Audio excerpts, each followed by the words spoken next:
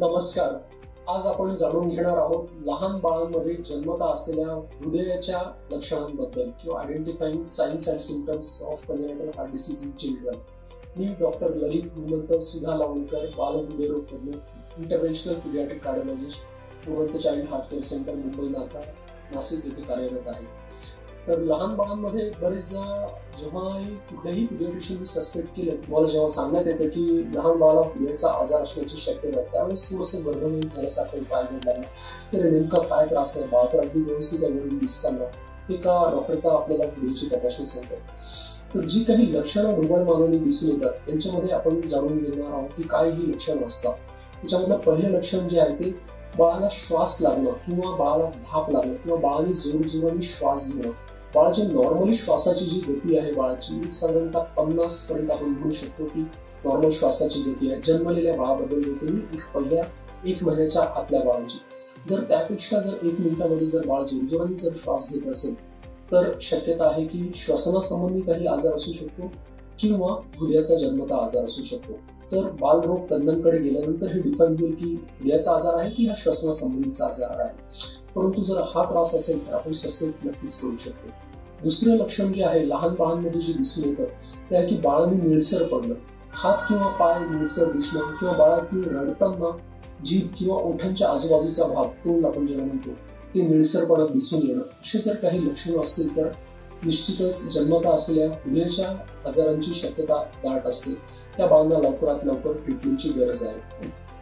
तिसरी महत्वाची गोष्ट आपण कोविडच्या दरम्यान सगळ्यांनीच समजून गेले की सॅच्युरेशन किंवा पल्स ऑक्सिमीटरचा काय इम्पॉर्टंट रोल आहे. जन्मानंतर जर बाळाचं शरीरातलं ऑक्सिजनचं प्रमाण जर 95% जर कमी राहत असेल 3 रिडिंग्समध्ये पहिले 24 तासांमध्ये, तर नक्कीच जन्मतः असलेल्या हृदयाच्या आजारांची शक्यता जास्त दाट आहे.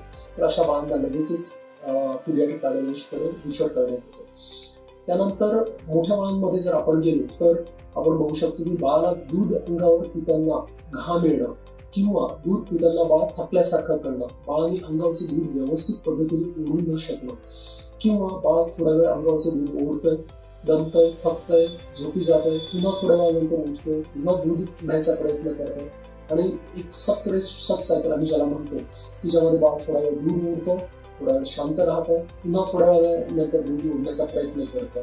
सक रेस्ट सक सायकल असं म्हटलं जातं. असे जर लक्षण असेल तर जन्मतः असलेल्या हृदयाच्या आजारांची शक्यता दाट होऊन जाते. त्यानंतर जर बाळाला दूध पिताना त्रास होतोय, जर दूध बाळाच्या पोटामध्ये नाही गेलं तर ऑब्व्हियसली बाळाचं वजन व्यवस्थित वाढणार नाही. जी बाळाची वाढ जी व्यवस्थित पद्धतीने व्हायला पाहिजे, जे वजन जे प्रमाण ठरलेलं आहे की 1 आठवड्याला 1 महिन्याला एवढं वजन वाढायला पाहिजे, ते जर अप्रोप्रिएट वाढत नसेल तर बाळाला जन्मतः असलेल्या हृदयाच्या आजारांची शक्यता दाट असते.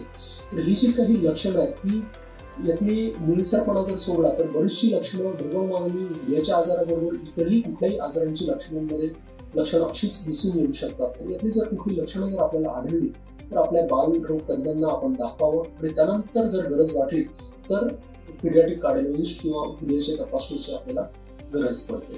2D इको आपण ज्याला म्हणतो असं. 2D इको म्हणजे ज्याला आपण थोडक्यात म्हणू शकतो हृदयाची सोनोग्राफी.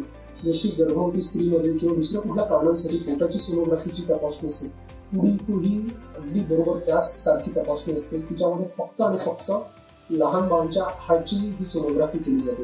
ही सोनोग्राफी कुणाकडनं करावी तर ही क्वालिफाईड पीडियाट्रिक कार्डिओलॉजिस्ट कडनंच ही तपासणी केली गेली पाहिजे.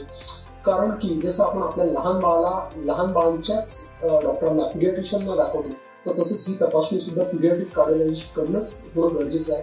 कारण की त्यांचंच ह्या विषयातलं ज्ञान जास्त आहे.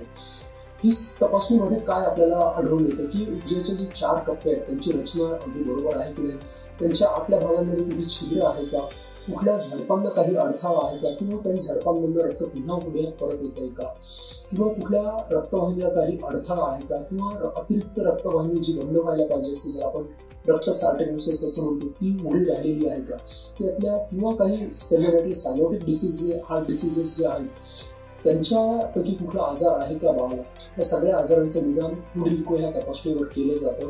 तर ही बाल हृदयरोग तज्ञ इंटरव्हेन्शनल पीडियाट्रिक कार्डिओलॉजिस्ट यांच्याकडनंच करणं आपल्यासाठी गरजेचं ठरतं. त्यानंतर दुसरी तपासणी असते ECG, इलेक्ट्रोकार्डिओग्राम.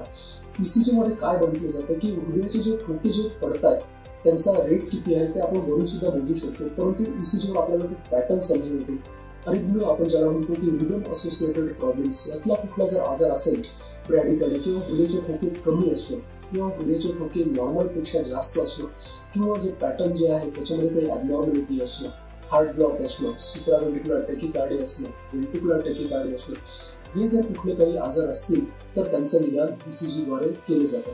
तर जेव्हाही किंवा सस्पेक्ट केलं जाईल कॉन्जेनिटल हार्ट डिसीज किंवा हार्टच्या ठोक्यांशी संबंधित आजार, तर ह्या 2 तपासण्यांची आपल्याला गरज पडते, ज्या बालहृदयरोग तज्ञांकडून आपण करणं गरजेचं आहे, आणि त्यानंतर निदान केलं जातं. त्यातले बरेचसे आजार, I can say up to 95% जे काही आजार आहेत जन्मतः असलेले, त्यांचं जर वेळेत निदान झालं, वेळेत जर उपचार जर केले गेले, तर हे आजार 100% बरे केले जातात आणि बाळ अगदी पुढचं आयुष्य नॉर्मल बाळांसारखं जगू शकतो. त्याला धावण्याला, खेळण्याला, पळण्याला कुठलेही रिस्ट्रिक्शन किंवा बंधन येत नाही. म्हणून ह्या आजारांचं वेळेत निदान होणं आणि वेळेत गरज असल्यास उपचार होणं खूप खूप खूप गरजेचं आहे. तर ह्या गोष्टीकडे आपण उशीर न करता, जेव्हा तुम्हाला सस्पेक्ट केलेलं असेल की जन्मतः हृदयाचा आजार आहे, लवकरात लवकर तपासणी करून घ्यावी आणि त्यानंतर पुढच्या उपचारांची दिशा ठरवली जावी. हा व्हिडिओ जर आपल्याला आवडला असेल तर आपले जे काही गरजू किंवा आपले जवळचे नाते मित्र परिवार आहेत त्याच्यामध्ये तुम्ही शेअर करू शकता. धन्यवाद.